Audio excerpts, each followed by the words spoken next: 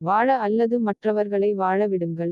கடினமாக சம்பாதித்த பணம் உள்ள பெற்றோர்கள் தங்கள் மகளை திருமணம் செய்து வைத்தனர். மாமியார் சரிசெய்து எந்தவொரு பிரச்சினையையும் தீர்த்து மகிழ்ச்சியை உருவாக்குவார் என்ற நம்பிக்கையில். ஆனால் அதற்கு மாறாக அவர் வாதிடுவார், ஆணவத்துடன் நடந்து கொள்வார், சரிசெய்யாமல் இருப்பார், பெண்ணை கொத்தடிமையாக நடத்துவார், சோகத்தையும் கவலையையும் உருவாக்குவார்.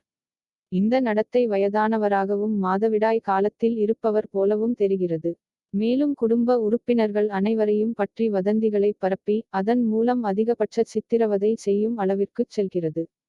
அவளுடைய ஆன்மாவை எரிக்க முடியாத சுடர். ஒரு கதை அடிக்கோடு.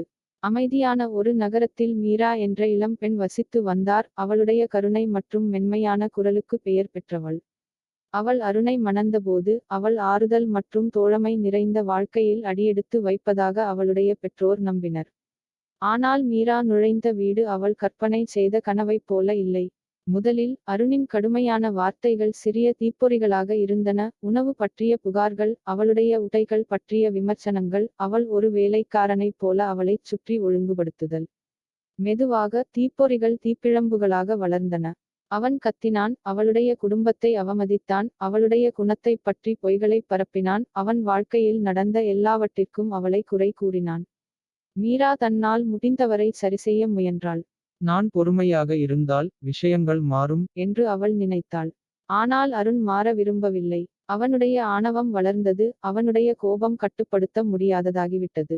மீரா பேசும் போதெல்லாம் அவன் அவளுடைய வார்த்தைகளைத் திரித்து தன்னை தற்காத்துக் கொண்டதற்காக அவளை குற்ற உணர்ச்சியடையச் செய்தான்.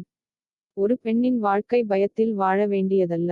அவள் தன் முழு பலத்தையும் திரட்டி மறுநாள் காலை வீட்டை விட்டு வெளியேறினாள். அவள் தன் பெற்றோரிடம் சென்று எல்லாவற்றையும் சொன்னாள். அவளுடைய குடும்பம் அவளுக்கு ஆதரவாக நின்றது. சமூகம் அவளை ஆதரித்தது.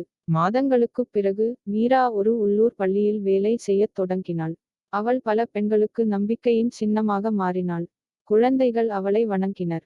சகாக்கள் அவளை மதித்தனர். ஒரு காலத்தில் மங்கிய அவளுடைய நம்பிக்கை எப்போதும் இல்லாத அளவுக்கு பிரகாசமாக பிரகாசித்தது.